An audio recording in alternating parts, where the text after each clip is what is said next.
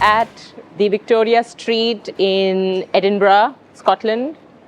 You may also know it as, Harry Potter fans may know it as Diagon Alley.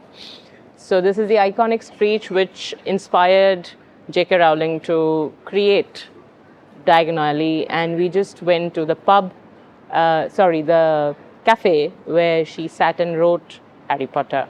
Unfortunately, the cafe is closed, but iconic as ever.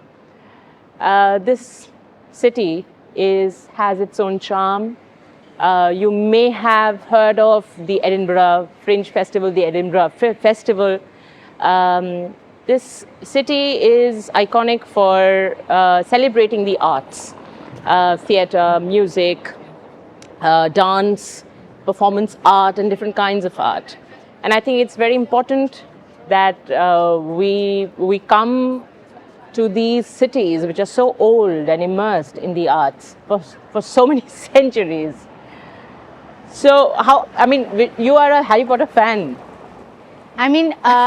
Definitely, we can see a lot of tourists here. It's definitely very popular with travelers, with people who want to travel the UK. This is one of the biggest spots to cover. But just being in a city that's so deeply committed to,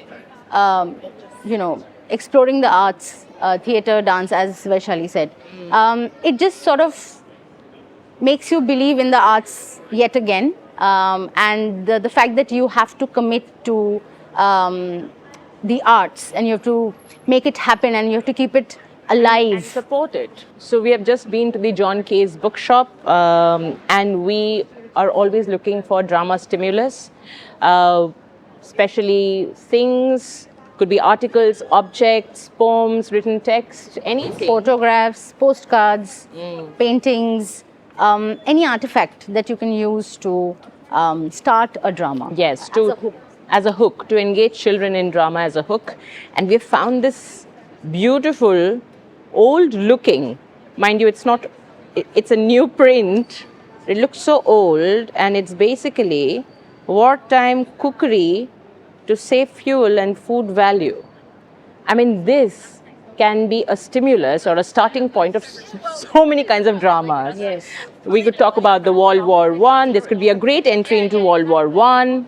And it could be a great entry into just any kind of drama, like any poem that you want to explore, or any short story that is around or was written around that time. Yes.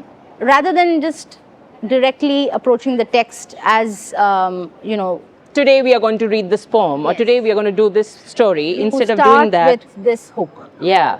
Maybe if we want to talk about history, suppose we are talking about wars, history of wars, this could be a great hook to start with. We always look for new kinds of hooks and stimuli for our students to bring them and draw their attention into classical text, contemporary literature, contemporary history, classical history.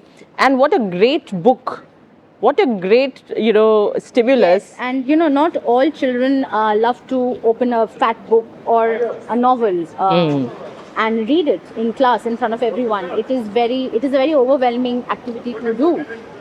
Something as small as this, as tiny as this, which is a recipe book. You will never feel that you're on a spotlight.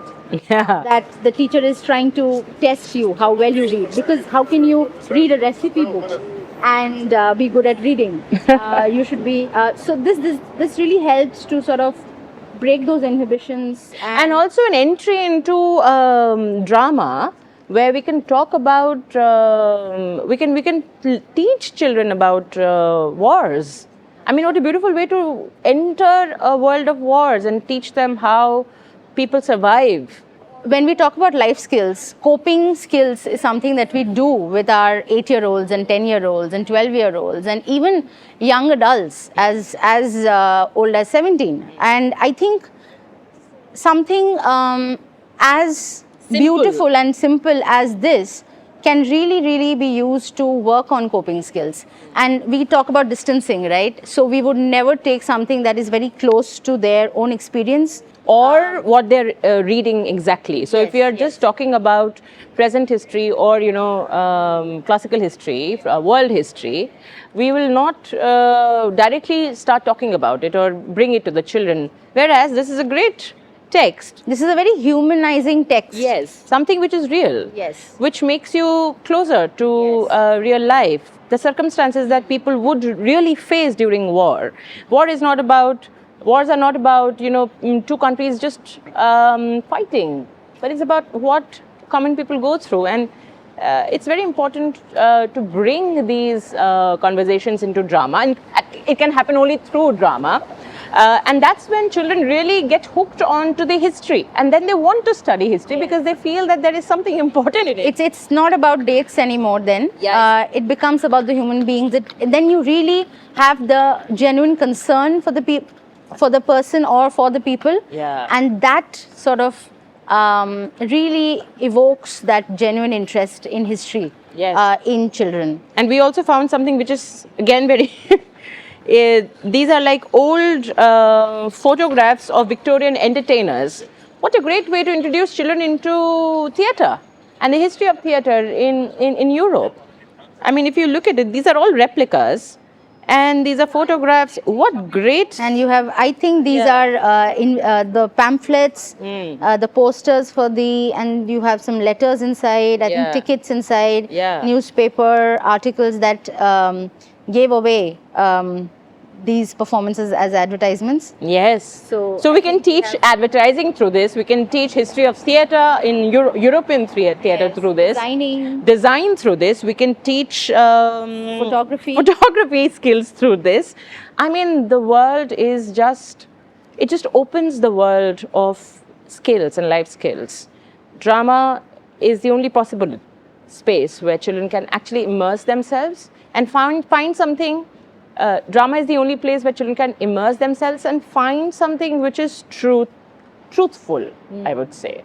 Yeah, and for something that calls for genuine concern. Yes. Anything that calls for genuine concern, I think, will lead to learning, will lead to long-lasting learning for children.